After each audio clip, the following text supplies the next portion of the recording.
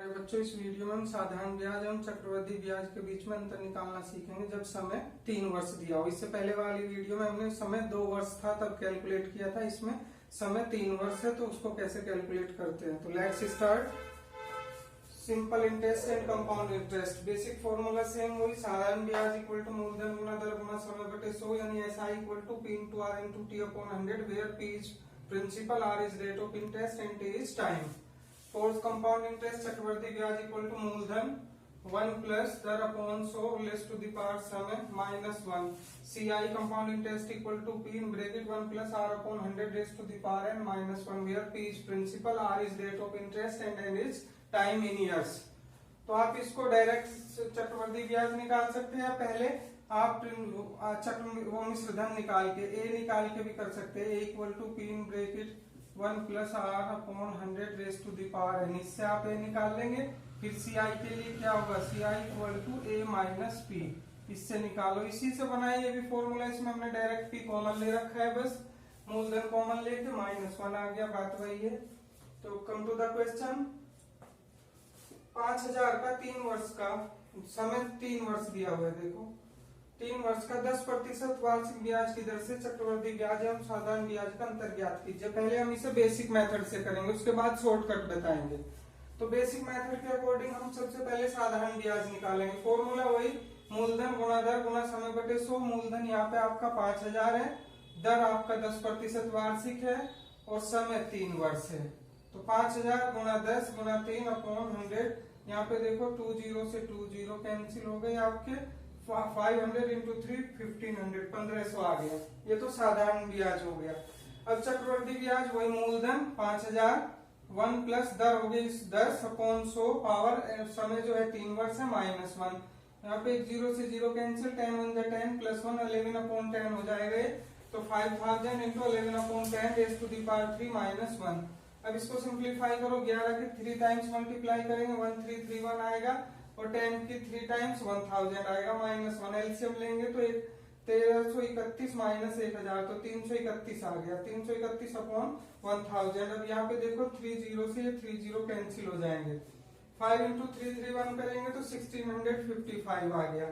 तो चक्रवृद्धि ब्याज एवं साधारण ब्याज का अंतर, तो चक्रवृद्धि ब्याज है 1655 और साधारण ब्याज था 1500, तो 155 रुपए आपका अंतर आ गया। जब 3 वर्ष दिया हुआ है अंतर, 3 वर्ष का समय दिया हुआ है, तो दोनों के चक्रवृद्धि ब्याज और साधारण ब्याज का अंतर 155 रुपए आया है इसमें। अब इसको हम शॉर्टकट से करते हैं। तो बेसिक मेथड हुआ, अब शॉर्टकट पे आते हैं जिससे आप एक लाइन में कर सकते हैं।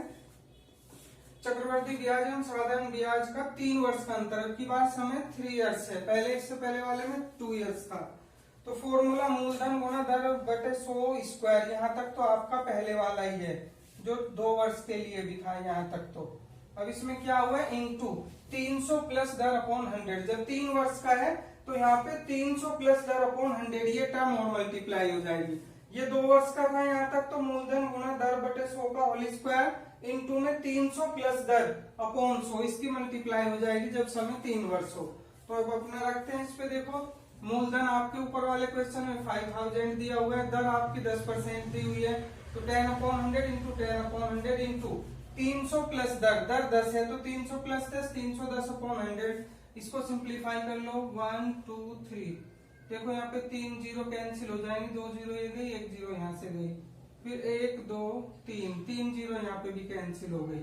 तो 5 इंटू 31 155 आंसर आ गया। देखो ऊपर भी हमने पहले साधारण ब्याज अलग निकाला, चक्रवृद्धि ब्याज फिर अंतर किया, आंसर वही 155। यहाँ पे एक ही लाइन में आ गया 155। ये जब दोनों समय जो दिया हुआ है 3 वर्ष का दिया हुआ हो, तो इसमें वही 2 वर्ष वाला एज इट इज इंटू बस 300 प्लस दर अपॉन 100, इसकी मल्टीप्लाई और हो जाती है। अनदर क्वेश्चन लेते हैं। देखो इसमें किसी राशि का 3 वर्ष का राशि निकालनी है हमें, इसमें यानी प्रिंसिपल वैल्यू मूलधन निकालना है आपको। किसी राशि का 3 वर्ष का 5% वार्षिक ब्याज की दर से चक्रवृद्धि ब्याज एवं साधारण ब्याज का अंतर, इन दोनों का अंतर दिया हुआ है 305 रुपए। तो वह राशि यानी आपको मूलधन निकालना है। इसमें फॉर्मूला वही, समय 3 इयर्स से 3 वर्ष है, तो चक्रवृद्धि ब्याज एवं साधारण ब्याज का 3 वर्ष का अंतर इक्वल टू फॉर्मूला मूलधन गुना दर बटे 100 का स्क्वायर इंटू 300 प्लस दर अपॉन 100, जब आपका 3 वर्ष समय दिया हुआ है। तो यहाँ पे अंतर 3 वर्ष का अंतर तो 305 दिया हुआ है, मूलधन हमें इसमें निकालना ही है, दर दी हुई है 5%, तो 5/100 इंटू 5/100 इंटू 300 प्लस 10 यानी 300 प्लस 5 305/100। इसको सिंप्लीफाई कर लो, देखो 5 से कैंसिल हो जाएगा 20 टाइम्स, 5 से ये कैंसिल हो जाएगा 20 टाइम्स, यहाँ पे ये भी 5 से 20 टाइम्स, 5 6 जा 5 1 जा। अब ये 20 20 20 इधर आके 305 में मल्टीप्लाई हो गए, अपॉन में 61 आया, तो 61 से 305 5 टाइम्स मल्टीप्लाई हो जाएगा। इन सब की मल्टीप्लाई करेंगे तो 40,000 आ गया।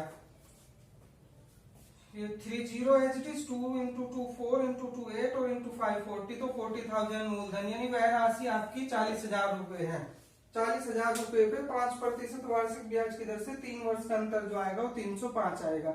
तो इस तरह से जब आपको समय अंतराल 3 वर्ष दिया हुआ है तो आप इसमें 2 वर्ष वाले में बस एक स्टेप आगे 300 प्लस 10 अपॉन 100 की और मल्टीप्लाई कर देते हैं। तो इस तरह से आप इसको कैलकुलेट कर सकते हैं।